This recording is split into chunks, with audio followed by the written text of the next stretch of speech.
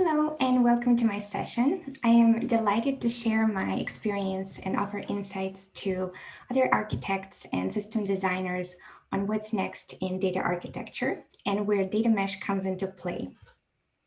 Data mesh is an intriguing organizational and architectural concept. It's valuable not only for its new approach, rethinking how we structure teams, organizations, and build data architecture. I truly believe that it will ultimately lead to an important shift towards better standards and practices in our businesses, along with improved interoperability of modern data tools. Even if data mesh concept isn't the right path for your particular architecture, you will still learn about why the ideas it carries are good for further development of practices, standards, and even products for the cloud and data architecture space. My name is Lena Hall. I'm a principal technologist at Microsoft, previously worked at Microsoft Research. I come from an engineering and architectural background. I've been in the industry for more than a decade, creating architectural solutions and leading teams in the area of cloud, data and analytics, distributed systems, machine learning, and scalable computing. So data mesh is a concept introduced by Zhamak Dehghani. There are two exceptional must-read articles by her on the Martin Fowler blog. I would definitely recommend you go through them. There is also a vendor-neutral community on Slack with many real-world questions, excellent for knowledge sharing. So data mesh advocates for the benefits enabled by decentralized data ownership and domain-focused data products, working on top of self-serve shared data infrastructure and following global governance and standards. So let's see what are the challenges it's trying to solve and why and when it makes sense to consider it. First of all, it's not exactly accurate to directly compare data mesh to concepts like data warehouse, data lake, or data lakehouse that are currently widely used in data architecture of many businesses. I think of data mesh as more of an organizational and architectural paradigm rather than a technical architecture paradigm. And the ideas that data mesh carries lie in offering decentralization in how the organization is structured, where the data ownership lies. Whereas I see concepts like data warehouse, data lake, data lakehouse as more of technical architecture concepts, and each of them can still be applied and be useful as a part of centralized or decentralized data architecture. And very importantly, data mesh is not for everyone. If your company already has a well-functioning data architecture based on a monolithic data lake, Delta Lake, or data warehouse, or even a combination of these, and you're happy with everything, you probably don't need a data mesh right now. Most small and medium-sized companies can get away with a monolithic or centralized data architecture. Of course, there are always exceptions. So let's look at what challenges in an organization might be a good indicator that decentralization concept and the data mesh might make sense. Let's say we're in charge of a drone delivery service.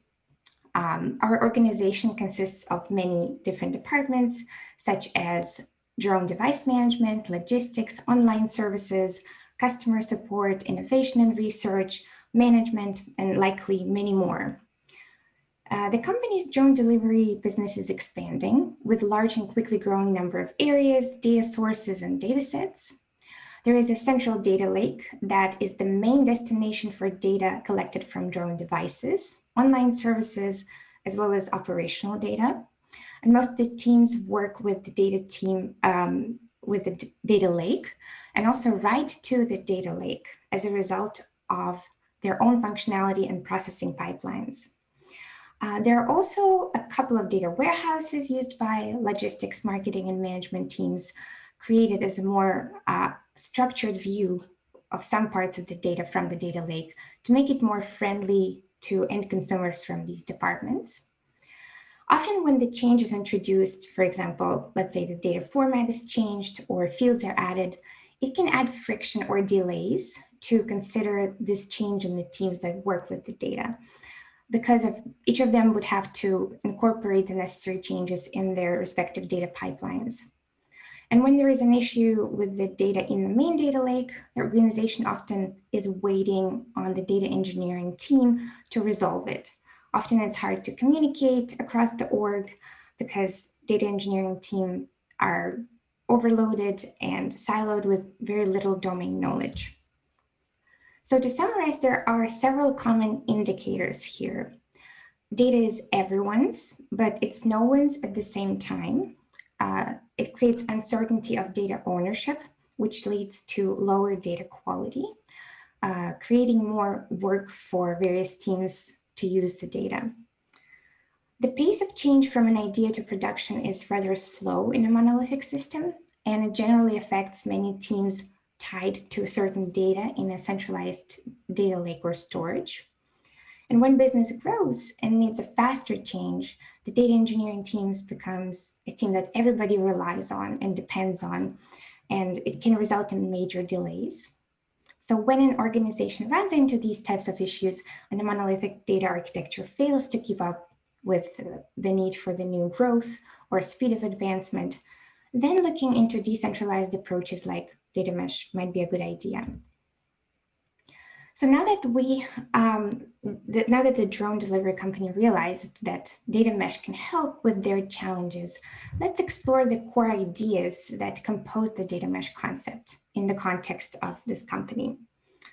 So just to remind, data mesh is a concept of decentralized data ownership and domain-focused data products working on top of self-serve shared data infrastructure and following global governance and standards. So let's explore what this is. Decentralized data ownership is different from centralized data ownership. In a centralized drone delivery company, there was one large system accessed by a variety of components, creating an issue with data quality, data reliability, and lack of clarity.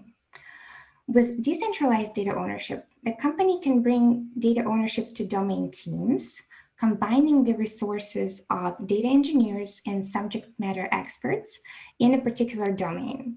So this will allow the drone delivery company to bring responsibility to data and hence improve its quality and increase the value it brings. Different domain teams can still physically store data within one service on a shared storage infrastructure if they want to, and they can have separate fine-grained access control mechanisms.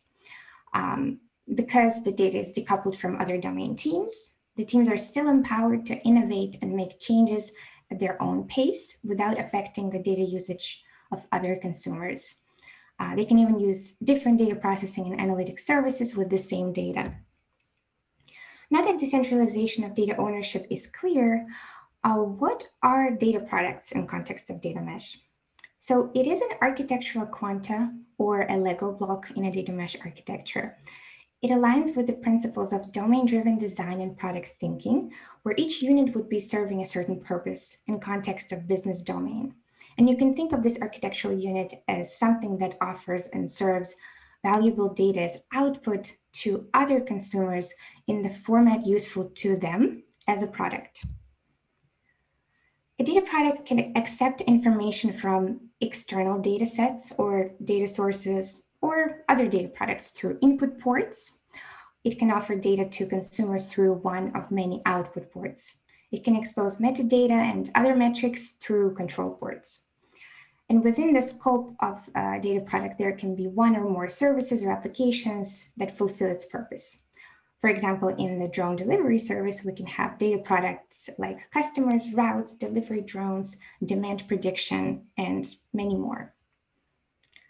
So to democratize creation of data products and lower the barrier for the domain teams to start creating data products, Data Mesh defines the concept of self-serve shared infrastructure platform.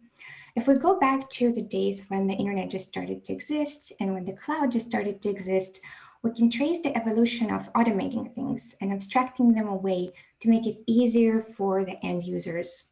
So in the case of data mesh and self-serve infrastructure, the idea is very similar. Provide a layer that abstracts away and automates away most common operational data engineering tasks and workloads.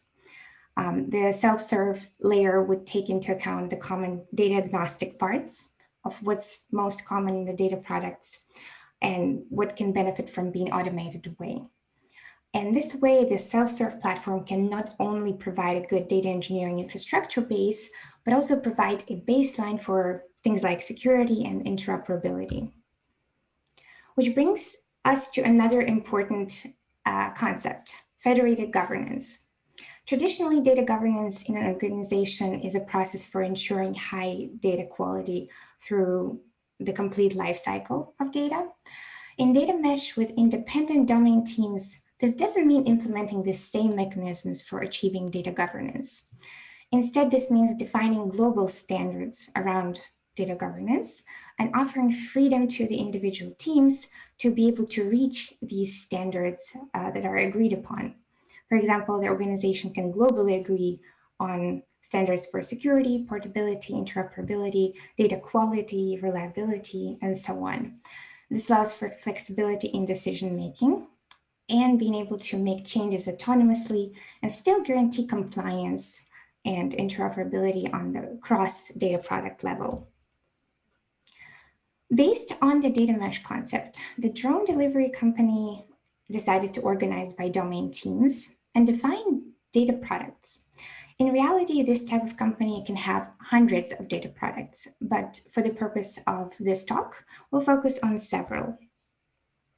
Let's say now the company has data products with clear responsibilities, such as drones for working with drone devices, orders for processing online customer orders, shipping for coordination between orders and drone scheduling.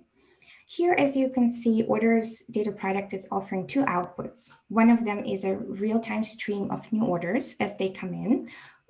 You can use something like Kafka or a similar system. And another one is a weekly report of new orders, which could be, for example, a SQL table or a JSON file or anything like that.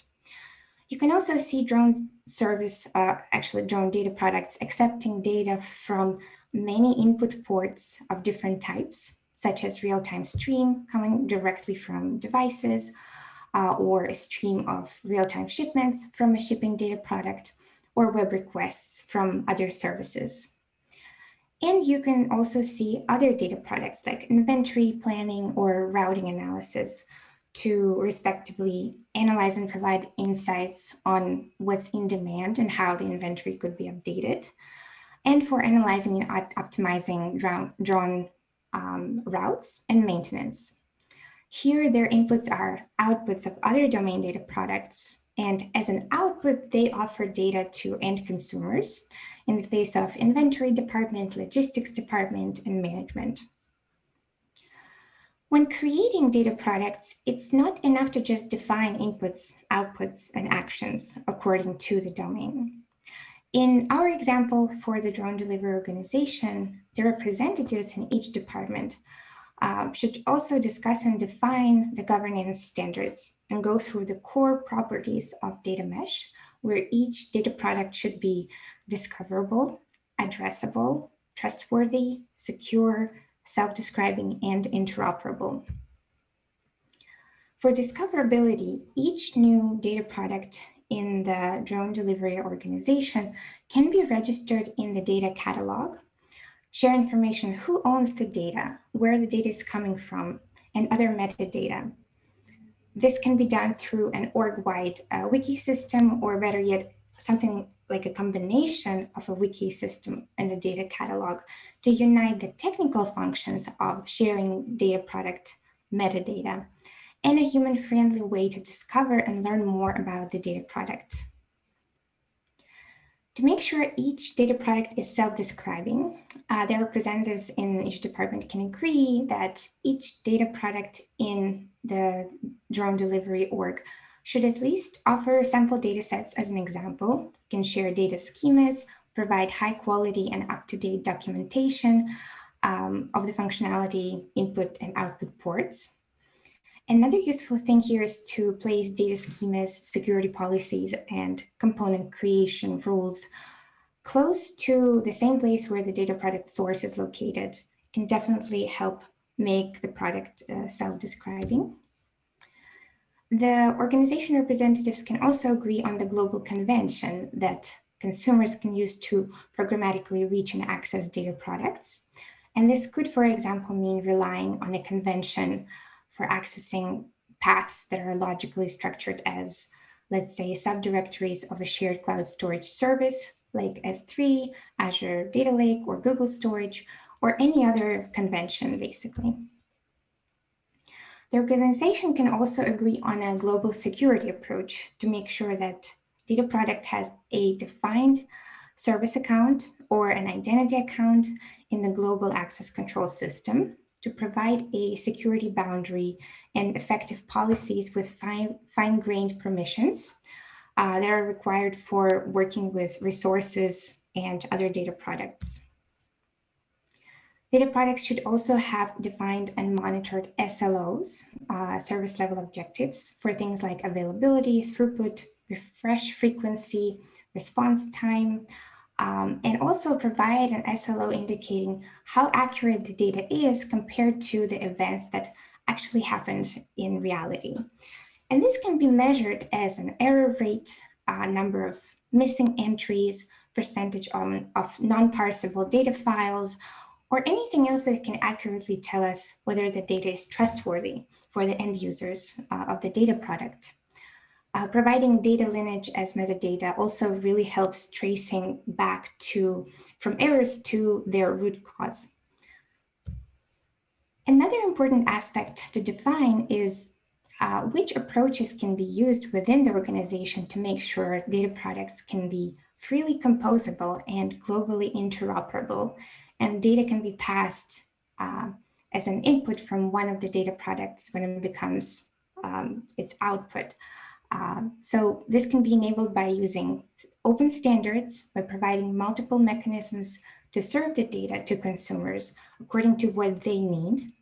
This can mean agreeing on the communication standards, such as response and request file formats, structure, and other dataset conventions, or using commonly accepted formats and supporting them across all data products.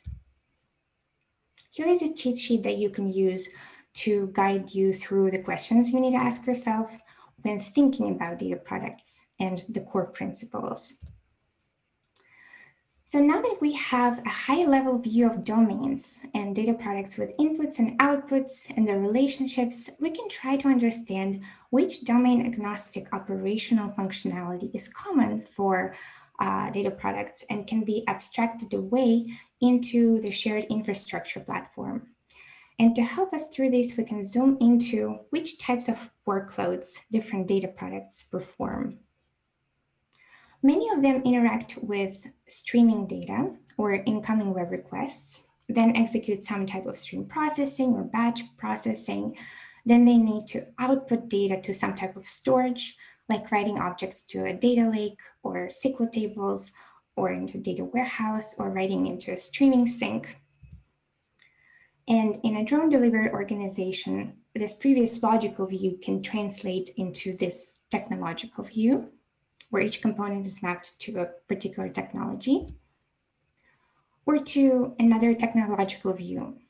And here, all the logical components are the same, but the tech choices are different. And the point here is that what we want is to identify which operational components are required for data products in our organization and understand if we can build a self-serve shared infrastructure that would be universal enough that many data products can rely on it. Self-serve data platform can consist of things like data storage, compute products, data catalog, continuous delivery, data access across the system, and other shared products that data products can rely on. Self-serve platform can also be a combination of these things, depending on what exactly data product need as an abstraction. With the data products defined data governance standards and self-serve shared platform, our data mesh architecture could look something like this at the high level. And if you looked at the talk title, you now may be thinking, so what are the open source tools that we can use to implement data mesh? So here is another important revelation. There isn't a set list of products, projects, services, or tools that you should use to implement your data mesh.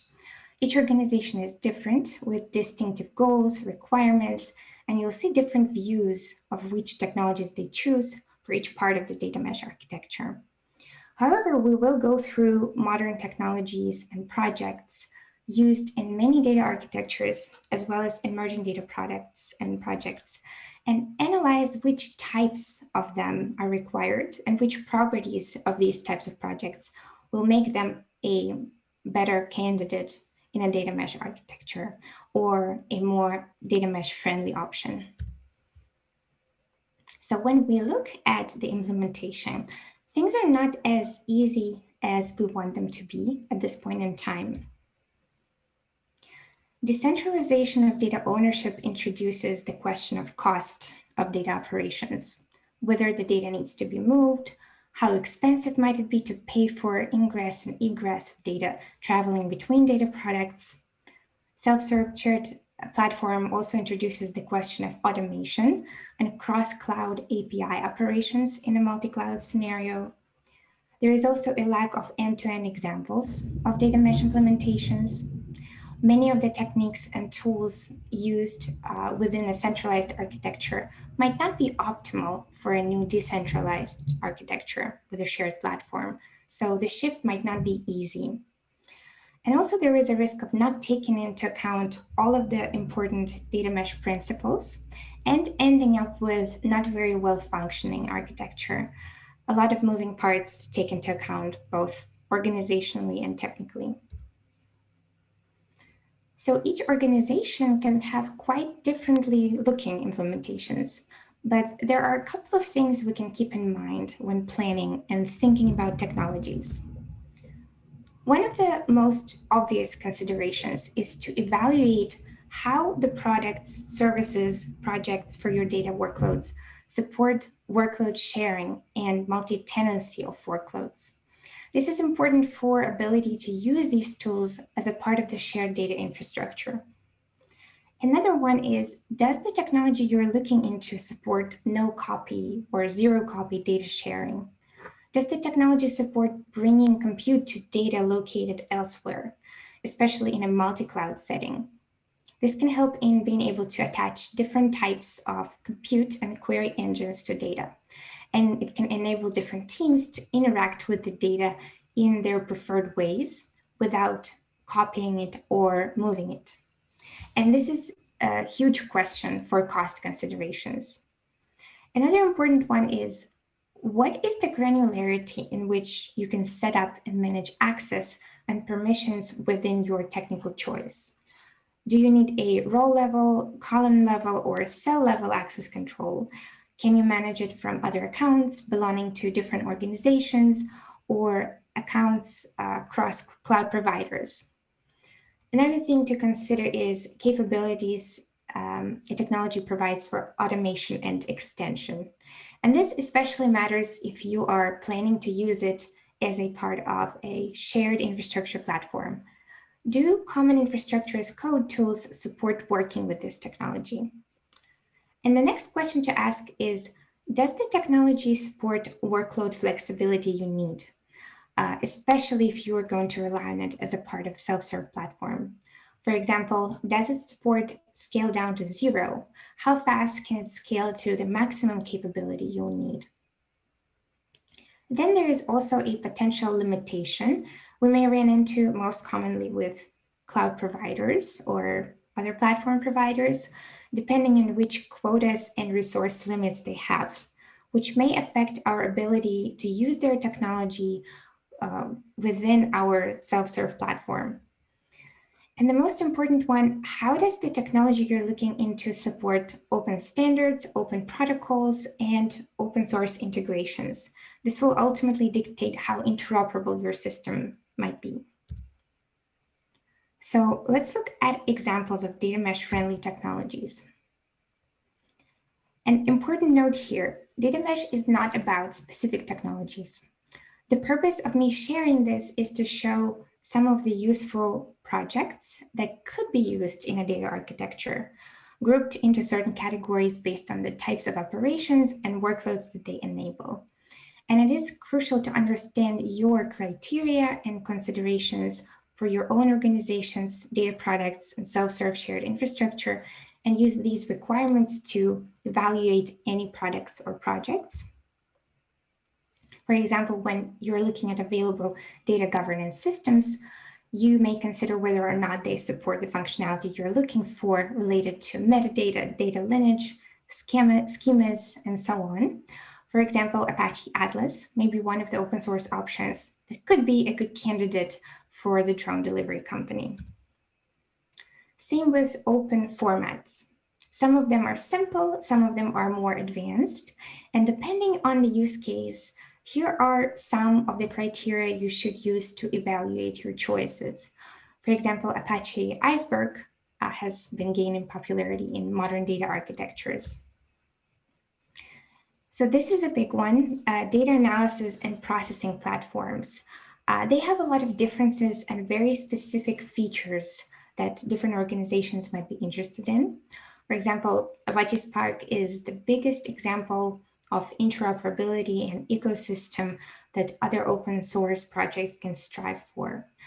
Presto and Dreamwheel are excellent examples of separation of compute and storage and things like that.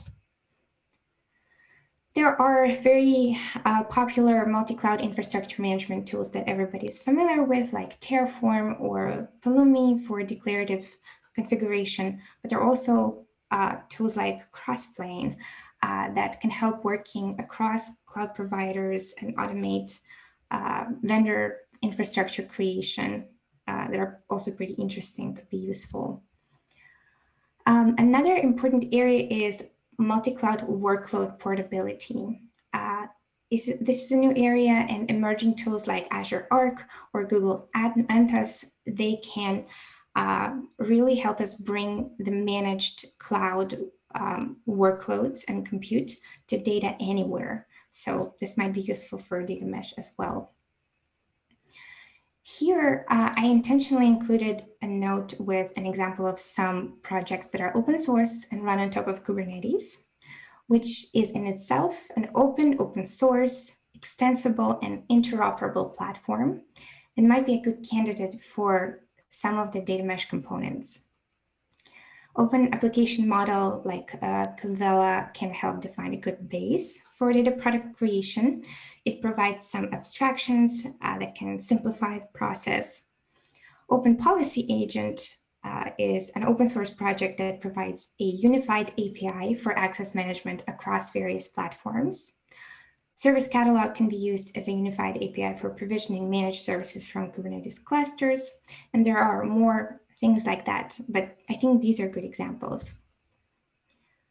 So to summarize, benefits that data mesh paradigm can bring to an organizations are structuring teams to strive for better quality of data and services powering their business, allocation of resources and people according to prioritized domain teams and domain areas.